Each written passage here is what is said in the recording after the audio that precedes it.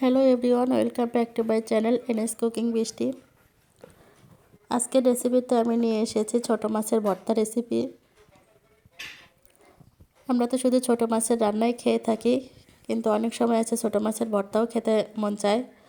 এবং এইভাবে ছোটো মাছের ভর্তা বানালে এর স্বাদ কখনোই মুখে থেকে যাবে না এবং এটি কখনোই ভোলা যাবে না।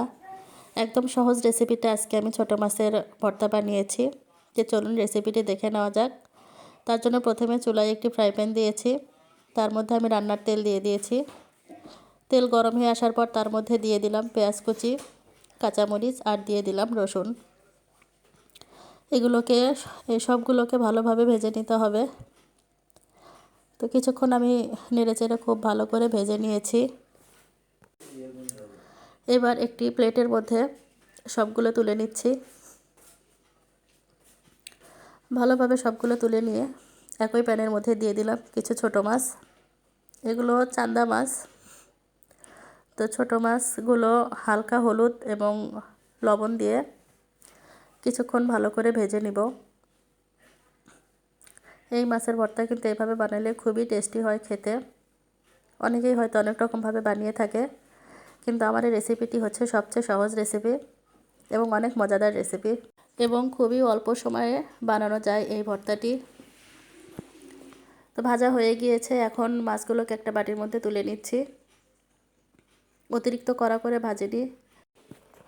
এখন এই সবগুলো মাছ এবং আগে ভেজে তুলে রাখা রসুন পেঁয়াজ মরিচগুলো একসঙ্গে আমি শিলপাটায় ভালো করে ব্লেন্ড করে নিয়ে ফিরে এলাম। তো এই পর্যায়ে এর মধ্যে অ্যাড করে দিয়েছি আমি খাঁটি সরিষার তেল আর দিয়ে দিয়েছি ধনিয়া পাতা কুচি। এখন এগুলোকে একটা চামচ দিয়ে খুব ভালো করে মিশিয়ে নিচ্ছি। হয়ে গিয়েছে কমপ্লিট একদম সুস্বাদু ছোটো মাছের ভর্তা। এরকম ভর্তা আমার খুবই পছন্দ। আমার মতো আরও যারা আছেন ভর্তা লাভার, আশা করি তাদেরও অনেক ভালো লাগবে। তো যদি ভালো লাগে এভাবে বাসায় বানিয়ে খেয়ে দেখবেন। অত্যন্ত মজাদার এই ভর্তা, গরম ভাতের সঙ্গে খেতে তো এর কোনো তুলনাই নাই। যদি আমার আজকের এই ছোটো মাছের ভর্তা রেসিপি আপনাদের কাছে ভালো লেগে থাকে, তাহলে বাসায় অবশ্যই বানিয়ে খেয়ে দেখবেন। আর তার সাথে আমার চ্যানেলটি সাবস্ক্রাইব করে পাশে থাকা বেল বাটনটি অন করে দেবেন, যাতে করে পরবর্তী কোনো ভিডিও সবার আগে নোটিফিকেশন আপনার কাছে চলে যায়। এবং আজ চলে যাচ্ছি, আর বেশি কথা বাড়াবো না। আবারও আসবো পরবর্তীতে নতুন কোনো ভিডিও নিয়ে। ততক্ষণে সকলে ভালো থাকেন, সুস্থ থাকবেন এবং পরবর্তী ভিডিও দেখার আমন্ত্রণ রইল। আল্লাহ হাফেজ।